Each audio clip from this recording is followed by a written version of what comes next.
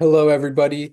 I'm going to do the second pre-recorded lecture for week 4, and I'm going to do this pretty quickly to help us get caught up on what we have covered during training camp and now are beginning the regular season with.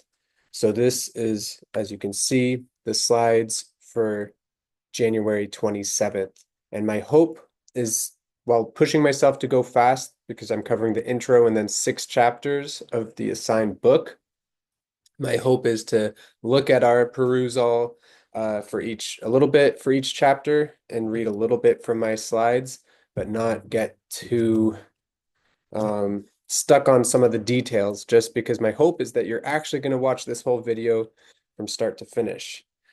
So to begin, we have the intro, which starts by quoting Blaise Pascal, making a statement about how everybody is trying to overcome the fact that they're mortal. And this looks a variety of different ways in different people's lives. But one thing that he sees is we try to make things that last longer than ourselves. So maybe it's an idea, maybe it's building a house, maybe is achieving something, including in team sports or individual sports, personal accomplishments. And we'll see this in chapter 18 being an idea that Bauman circles back to.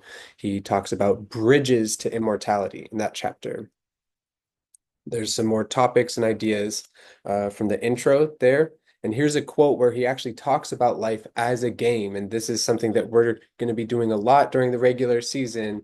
The game of life we all play with our self-reflections and storytelling is at its most prominent parts, conducted in such a way that the rules of the game, the contents of the pack of cards, and the fashion in which the cards are shuffled and dealt seldom come under scrutiny and even less frequently become a matter of reflection, let alone of serious discussion. So people in the perusal here were talking about comparison to others and what other people have and their privileges or abilities, and a lot of that is not determined by hard work, but determined by luck, just how you're born. Are you born in a city where you have access to good food and places to participate in sports and a healthy social network, or a social network that helps you stay healthy? So those types of things are not chosen.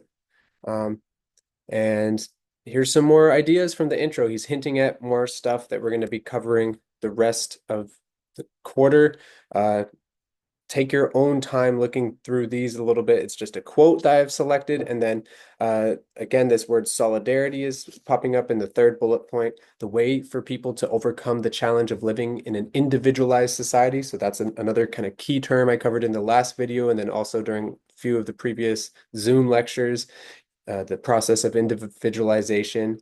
The challenge of living in an individualized society of consumers is to find ways to connect, debate, and form durable and inclusive solidaristic bonds. So we'll talk about this more. I also am going to put an excerpt from a new book called Solidarity in our class calendar soon. I'm just choosing which part of that book to include in this class. So chapter 1 is talking about organized labor, and that was a topic we already covered during training camp. So hopefully you have a rough familiarity. And people, when I asked people on the Google form about that, a lot of people had some familiarity before, but learned a bit more from our Zoom lecture. So that was good that people learned more about organized labor. Chapter 2 starts to talk about globalization and local orders, global chaos. He's hinting at this divorce between power and politics. Power being having a decision over how things get done, and politics being the formal process of making those decisions. And the formal process ends up playing out a lot more in people's lives at the local level. So if you want to actually get involved in politics and see and feel what it's like, then show up to a city council meeting or do something in local government, and you'll actually feel in your life how you can be politically active and help shape the circumstances you live within. But you're not going to be able to shift big global factors like the flow of capital around the whole world. All you can really do is actually give your locality a bit of a disadvantage compared to other places in terms of the flow of capital, because if you regulate capital, it's probably going to go to places where it's less regulated. And that's why you see in parts of the world where there's less regulation, there's more environmental harm, there's more exploitation of workers, and more social harm tied to deregulation. Of course, regulation is something that can be done at the global level, but it's hard to enforce it at the global level. So he's talking about creating order. So not just regulation, but, and if we think of life as a game with rules, social order gives us these rules, but through culture too. So through advertising, the wants, needs, desires that we construct in our hearts and minds, uh, it's not something that we're just dreaming up from our own minds. It's coming from other ideas, other people, groups we're in, and including advertising and forces that are trying to profit off of molding people's opinions at at a population level. In globalization, multinational corporations and ultra-rich individuals hold on to the real power, and this power is unbounded by any local authority or tax structure. So this is, again, tying back to the rules of the game. So a tax structure is part of those rules that we all play by. And as ordinary people, we pay a decent amount of taxes. That's different for ultra wealthy individuals or corporations that, like Amazon, for example, pays no taxes. They get out of it by bending the rules with their outsized power in society.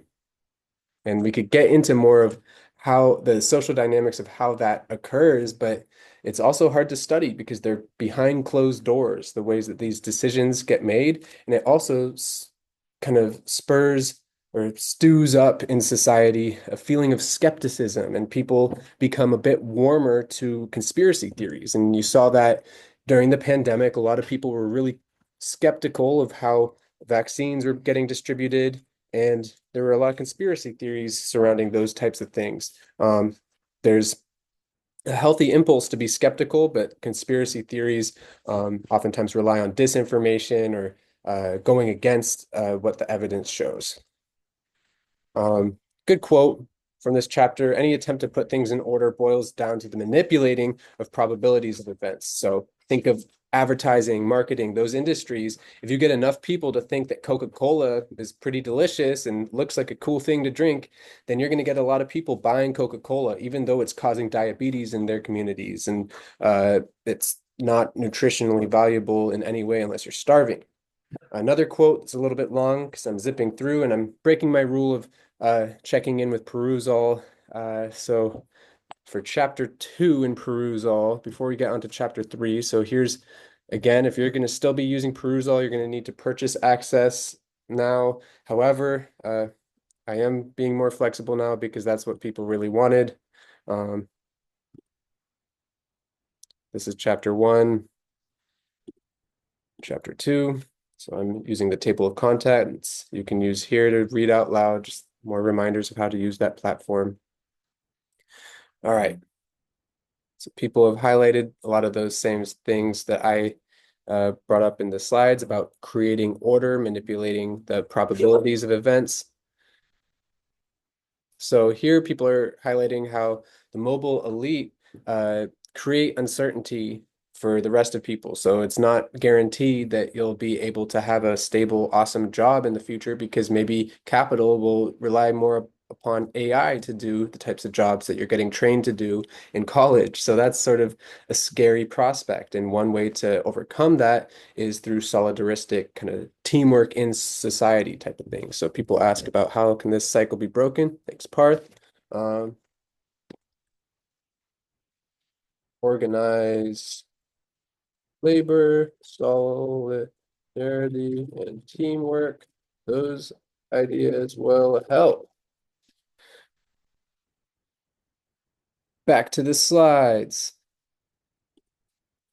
Chapter 3, this is about freedom and security. So Bauman always writes about freedom and security. It doesn't matter what book you're reading by him. Out of the like 70 plus books, I believe there are, he's going to talk about freedom and security. And it's interesting because he's been talking about this, his career so long, he lived so long for like 60 years. And it's a big conundrum because sometimes, not all the time, but sometimes, if you want more security, you need to sacrifice some freedom. For example, if you get a CCTV, like a camera outside of your door, like a Ring doorbell or something, you get more security. However, some people's freedom to like come and go without being recorded would be restricted. However, I think a lot of families are cool with that and they choose to get the Ring doorbell because they value that security more than the freedom of like going unnoticed.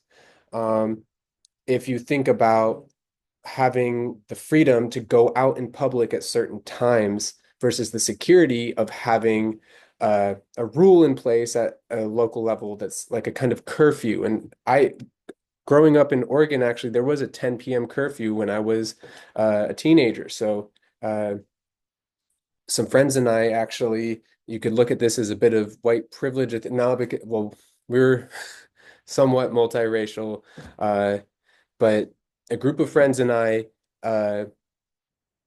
made a lemonade stand at 3 in the morning in high school. And we did it a few times, and eventually police broke up our stand. And what they said to us was, someone called you in. It looks like you were serving drunk drivers. And we were really scared because we were trying to be these like goody two shoes A and B students, like in upper middle class neighborhood in high school trying to break the rules and show that it's silly. But we felt kind of naive because who knew if some of the people who actually did stop at that lemonade stand in the middle of the night were intoxicated while driving. We didn't necessarily think that or see that, but and then yeah, we were sent home with a warning basically. So you could definitely look at the white privilege in that situation. Um, but the dynamics of freedom and security. It's not just law enforcement. However, it does deal a lot with how we set up rules and social order in society, not just for one's own life, but for society as a whole. What we invest in as cities, towns, states, countries. People endowed with fewer resources and thus with less choice had to compensate for their individual weaknesses by the power of numbers, by closing ranks and engaging in collective action. So this is tying back a bit to organized labor. That's a good quote from chapter 3 as well. Hopping around a lot of different ideas here. I'm just doing my best with the slides that I've made. Let's check chapter 3 in perusal really quickly.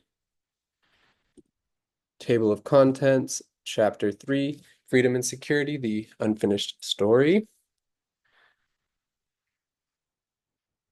When there's terms in other languages that can be hard. So this section, individually we stand, individually I fall, talking about how our society is individualized. Individualization means something very different than what it means 100 years ago. So being an individual means something different when you're watching TV and watching advertisements and your ideas are flooded with these ideas created in professionalized offices on other parts of the country or other countries in the world rather than ideas just from your neighborhood, your local school, the teachers that you interact with. So class action, so kind of team-oriented action in society is becoming less popular in an individualized society. And risk in life is individualized. So the consequences for your actions are happening at the individual level. But if you look at all of society, it still does affect whole groups too. That's what sociologists are still reminding people of, but we're supposed to feel it as individuals in an individualized society. Or that's what kind of the ruling class hopes people believe. Although I'm saying that cynically because it's hard to pinpoint what actual individuals are believing, but we can see with actions taken by the controllers of capital what they do. What do people say here? Public issues which resist such reduction become all but incomprehensible. So thank you, Carlos, saying this is being shown today as many Americans do not know what policy affect them or to decipher what the politician is whether or not a politician is being truthful. Awesome. Spot on there. The public is colonized by the private. Public interest is reduced to curiosity about the private lives of public figures. So, like worshiping celebrities rather than being in a marketplace of ideas, deciding about what's best for society. Tapering the art of public life down to a public display of private affairs and public confessions of private sentiments. The more intimate, the better. Great part of chapter 3 to pay attention to. Thank you, Carlos.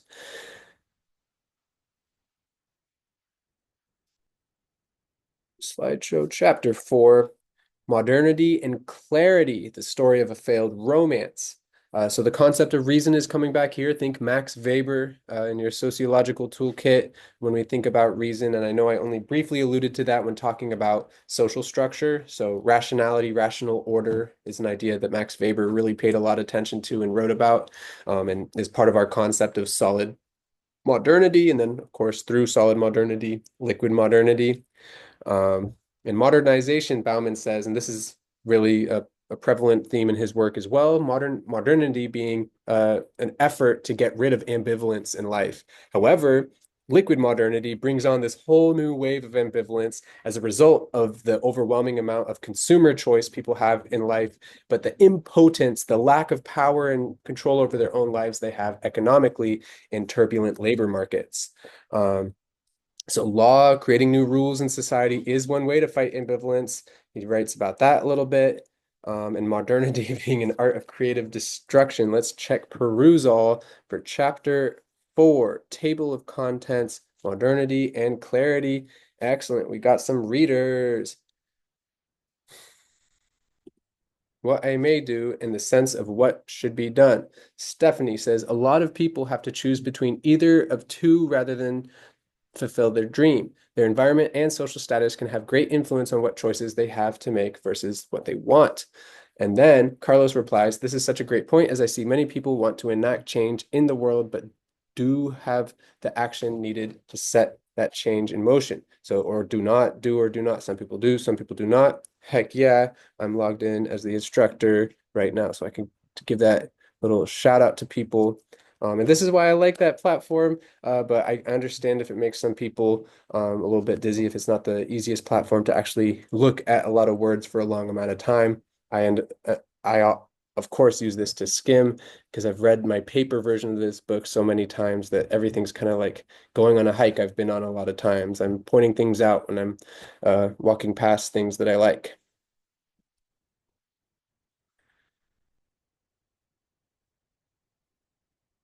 All right, so Weber, rationality, social mathematics. Right. Thank you, Brian. All right, back to the PowerPoints because we're going fast. Chapter 5, and I, my brother's keeper. This is an excellent chapter. However, you're accessing the book the rest of the way, I really, really, really hope you read this chapter slowly because it's about morality versus rationality, or to take the example of social work, rationality might follow the profit motive of I need to make as much money as possible, or I want our society to have the highest GDP that it can have. Um, Whereas morality might say, hey, social work is really, really, really good for helping other people. It might not make me profit a whole lot, or it might not make my society very profitable, having so many, almost like a surplus army of social workers ready to help meet whatever needs the population has.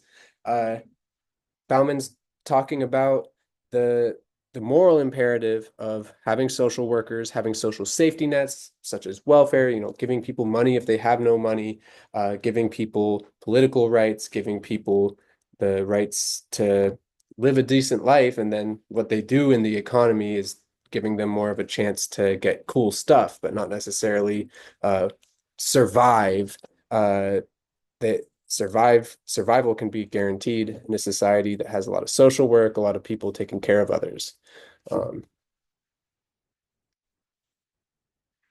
so the moral party of two, Emmanuel Levinas, there's going to be a few chapters, chapters 12 and 13 come back to this topic. Bauman also talks about love versus rationality. And ultimately, in this book, in some of the essays he shares in this book, you'll get to feel Bauman's perspective of morality and love need to be the goal, the North Star, the guiding point that people who are working in society, trying to shape the rules of the game we all play by.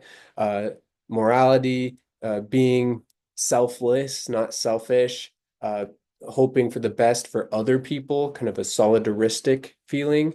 That's the North Star that would make a better society, in Bauman's opinion, than the the profit motive. But when you think rationally and follow a different North Star than the profit motive, such as the one just outlined by Bauman in terms of morality and love, then using rationality is really, really, really helpful. Then you can ask these questions that sociologists ask in terms of like, how do we limit instances of mental illness? How do we limit instances of people not having a house to live in? How do we limit violence and crime? Uh, so my big hypothesis in this question is let's create a bunch more places for people to play sports and more opportunities for people to coach each other and take care of each other and help each other thrive instead of being in such a rat race of individual competition. We can all join a team or two or three or four. Um, Ideology and liberalism. Here's some key terminology that it's not on our key concepts list yet, but these are concepts that will help you read the book. Ideology, just a belief that people have. So when we talk about individualism as opposed to individualization, individualism is a ideology. It's a viewpoint. It's a viewpoint of seeing individual selfish pursuits as being noble and good to pursue, whereas individualization is the society you're living in shifting to value a bit more of an individualistic life approach generally. And then liberalism is kind of a classic set of ideas attached to modernity, tied to individual freedom. And Bauman and many other sociologists expand on this topic of liberalism in order to figure out the ideals that they stand for. So personal freedom is great, but then if you think of real freedom, like W.E.B. Du Bois did, versus just freedom on paper, de jure, as Bauman says, you can start to compare and contrast how racially, gender-wise, socioeconomically, people's freedom looks quite different in society. And how do we actually raise the floor for freedom for everybody in the world, or even for all life on Earth? Like people on our autobiographical posters talked about animal rights being something they care about, and that's definitely something people could think about is, do we want to phase out the style of factory farming that we use to raise our food nowadays? It's possible that we could raise meat more ethically. Neoliberalism already talked about so much, don't want to talk about it right now, and I check perusal for chapter 5, and my pace is hopefully not too fast for people, but just fast enough to keep your attention. So, am I my brother's keeper? Let's find a good quote here, something that people paid attention to.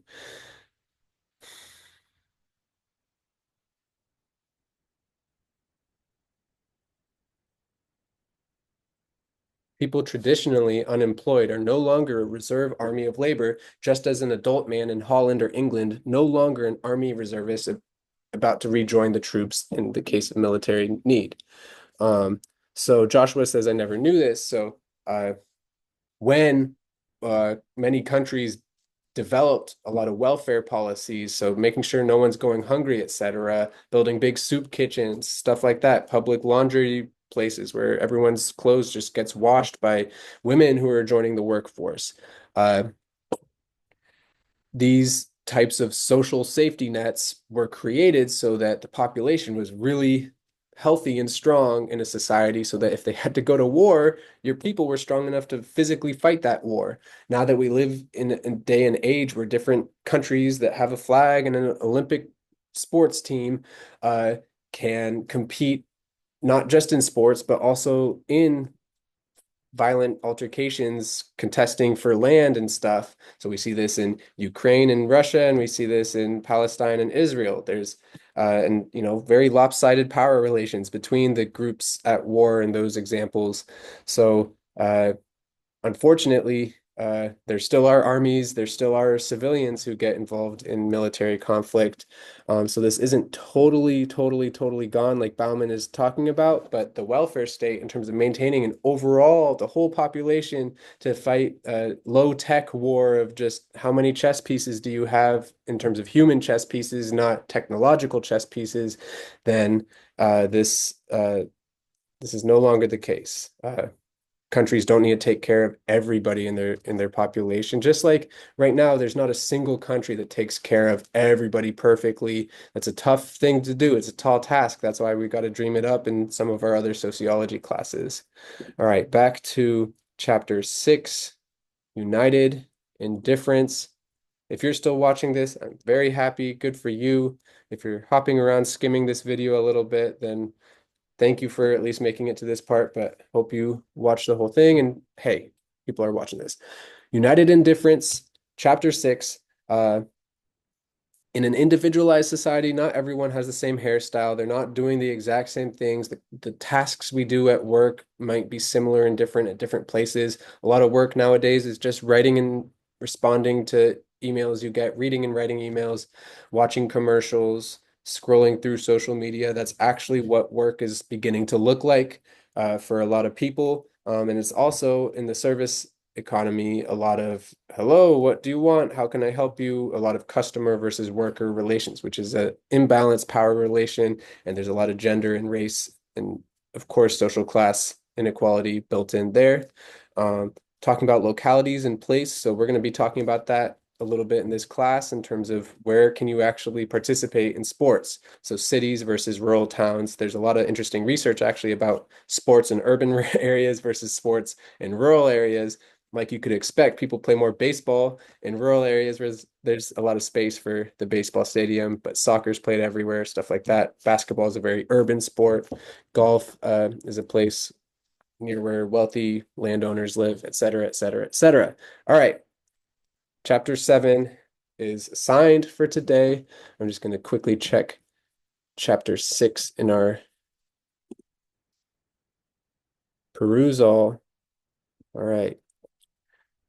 We got some people reading. Thank you, Stephanie. The economy is always one, if not the most prioritized, and compared to all the other institutions, it goes above morals, the family, and equality.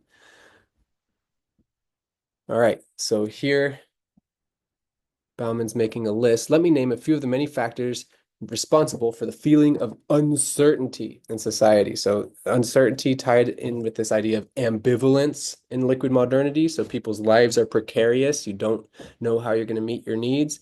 Reason number one, order matters most when it is lost or in the process of being lost. So social order is important, but in other words, the order related not so much to the things themselves as to the ways of managing them, to the capacity of ordering rather than the imminent quality of things things as they happened in the moment. So social order being too much about controlling people and not enough about just the ideals that we're working behind to make a safer society. So in terms of ramping up invading people's privacy or security measures that slow people down when they're going places. It tries to quell a fear that was stoked up by 9/11, but it's not necessarily fixing the problem. It scapegoats different people. There's a lot of racial prejudice against Middle Eastern people after that tragedy.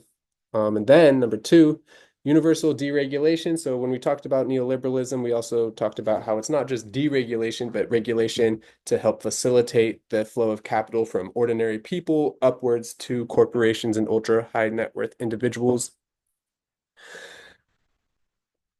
And then here, Stephanie points out, we have all these things that people work hard to build community around and to shape the world through, like our morals and caring about our families and caring about equality of opportunity. But the economic considerations of it don't get emphasized quite enough outside of sociology classrooms, perhaps. And so here, this is pretty outdated. So instead of 358 global billionaires, there's well over 2,000 billionaires in the world now, I think. And there's going to be a trillionaire before too long, and they're in the executive branch of the US government. So there's a lot of concentration of power happening really, really quickly, and it's a problem in our society. It's dangerous. So I guess that's a point that I'll take off, or I'll, leave you to contemplate as we begin the regular season. Thanks so much for watching this video.